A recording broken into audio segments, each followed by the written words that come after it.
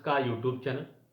दोस्तों आपको बता दें कि सीटेट का जो नोटिफिकेशन है दोस्तों, जिसको लेके आप काफ़ी दिन से इंतजार कर रहे थे कि आखिर सीटेट का नोटिफिकेशन कब देखने के लिए मिलेगा, क्योंकि दोस्तों पिछली बार आपका जो पेपर था वो ऑनलाइन मोड पे हुआ था और सिर्फ पेपर साल भर में एक बार कंडक्ट हो पा रहा था। लेकिन इस बार पेपर दोस्तों 2 बार होने की चांसेस थे, क्योंकि पेपर आपका ऑफलाइन मोड पे कंडक्ट हुआ था। पिछला पेपर आपका अगस्त मंथ में कंडक्ट हुआ।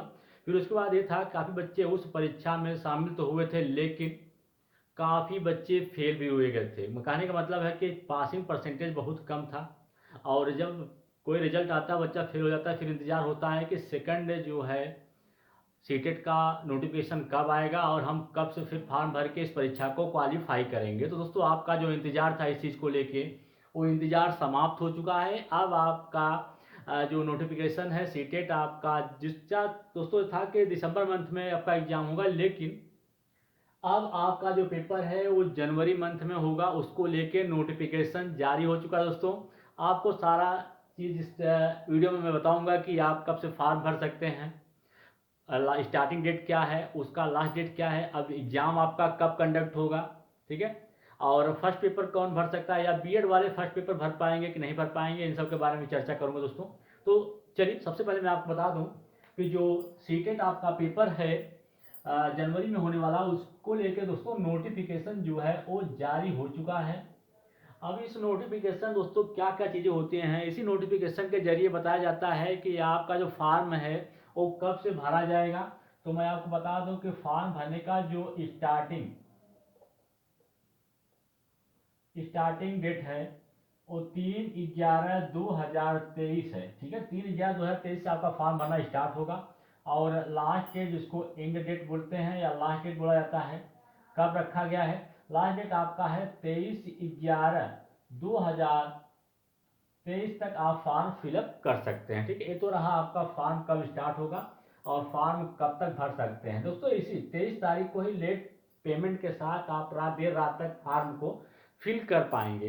अब दोस्तों जान लीजिए कि जो सबसे महत्वपूर्ण डेट है दोस्तों, उसको आप याद करके रखिएगा कि एग्जाम जो है वो कब है। एग्जाम डेट आपका कब है, जान लीजिए कि 21 जनवरी 2024 को आपका पेपर कंडक्ट होने वाला है। इस डेट को दोस्तों याद कर लीजिएगा, क्योंकि इंपॉर्टेंट डेट ये है, ठीक। फॉर्म आप भर देंगे, सारी चीज़ें हो जाएंगी, लेकिन जो एग्ज़ाम डेट है उसको ध्यान में रख के ही आप तैयारी करेंगे। इसलिए मैं कह रहा हूँ कि आप जो एग्ज़ाम डेट है इस डेट को याद कर लीजिए। अब बात रही कि पेपर जो है आपका बदलाव के साथ, क्यों मैंने दोस्तों ऐसा लिखा कि इसमें दोस्तों कुछ बदलाव किए गए हैं, उसको भी आप जान लीजिए कि बदलाव क्या हुआ है। कि पहले आपका देखिए सीटेट में 2 पेपर होते हैं, पेपर आपका फर्स्ट और पेपर सेकंड, ठीक है। पेपर जो फर्स्ट होता है दोस्तों वो पीआरटी के लिए होता है, कह सकते हैं कि प्राइमरी लेवल के लिए होता है। 1 to 5 में अगर कोई शिक्षक बनना चाहता है तो पेपर फर्स्ट क्वालिफाई करना पड़ता है, और अगर 6 to 8 में कोई शिक्षक बनना चाहता है तो उसके लिए पेपर सेकंड क्वालिफाई करना पड़ता है, ठीक है। अब बात रही दोस्तों बदलाव क्या हुआ है।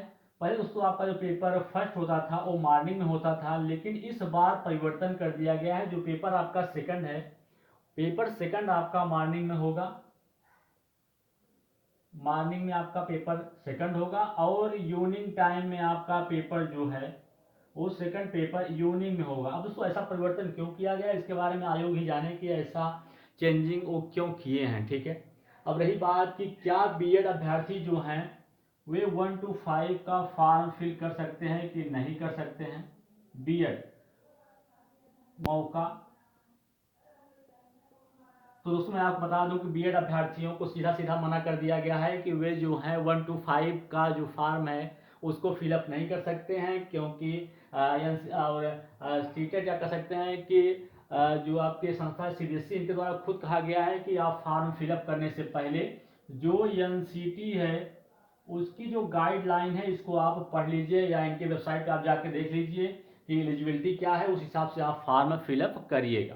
कहने का मतलब है कि सीधा सीधा दोस्तों उन्होंने कहा है जैसा एनसीटी चाहेगी वैसा मौका मिलेगा। तो आप मान चलिए कि एनसीटी ने पहले ही कह दिया है कि सुप्रीम कोर्ट का जो आदेश है वही पालन किया जाएगा, अर्थात बीएड अभ्यर्थियों को मौका नहीं दिया जाएगा। बीएड अभ्यर्थी 6 to 8 का फॉर्म भर सकते हैं दोस्तों।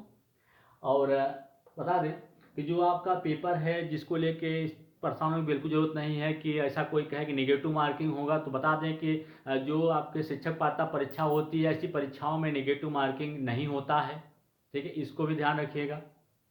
अब पेपर जो है आपका ऑनलाइन होगा कि ऑफलाइन होगा।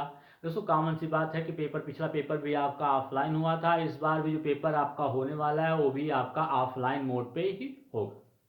पेपर पैटर्न दोस्तों आपको पता है कि फर्स्ट पेपर में आपके वही 5 सब्जेक्ट होते हैं, सेकंड पेपर में दोस्तों भी वही उतने सब्जेक्ट होते हैं। ठीक है, और सारी चीज़ें हैं।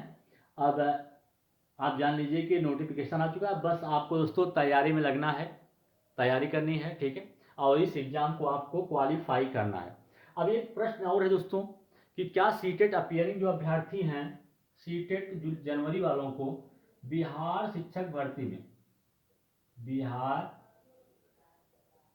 शिक्षक भर्ती में इनको मौका मिलेगा? तो दोस्तों आप एकदम निश्चिंत हो जाइए कि बिहार शिक्षक भर्ती में सीटेट जनवरी वाले अभ्यर्थी जो हैं इनको भी मौका दिया जाएगा, क्योंकि पिछली जो भर्ती अभी क्लियर होने के कगार पे दोस्तों, करें मतलब एक फाइनल स्टेज पे है, उसमें भी सीटेट अपियरिंग या बीएड या डीएड अपियरिंग अभ्यर्थियों को पहले मौका नहीं दिया गया था। फिर जब बच्चों के द्वारा इस चीज़ का मांग किया गया कि हमको भी मौका मिलना चाहिए, तो दोस्तों वहाँ की जो सरकार है दोस्तों फैसला ले ली, फिर इन सबको अपियरिंग अभ्यर्थियों को मौका मिला था। और इस बार भी जो भर्ती वहाँ पे होने जा रही है वहाँ पे भी अभ्यर्थियों को मौका मिलेगा। ऐसे अभ्यर्थी जिन्होंने दोस्तों पेपर सेकंड क्वालिफाई नहीं हुआ, दोस्तों पेपर सेकंड जरूर क्वालिफाई कर लीजिए, क्योंकि बिहार में बड़ी शिक्षक भर्ती होने वाली है और बीएड अभ्यर्थियों को इसमें मौका भी मिला है। ठीक है, उनके लिए गोल्डन चांस है। जहाँ तरफ उनको बाहर कर दिया गया वहीं बिहार में दोस्तों एक तरफ उनके लिए एक बड़ी भर्ती है और उनको मौका भी दिया गया है। तो सीटेट जो अपियरिंग अभ्यर्थी होंगे दोस्तों उनको भी इस शिक्षक भर्ती में मौका मिलने वाला है। ठीक है, क्योंकि दोस्तों इलेक्शन है और सरकार दोस्तों किसी को नाराज नहीं करना चाहेगी। ठीक है, इस चीज़ को भी ध्यान में रखें।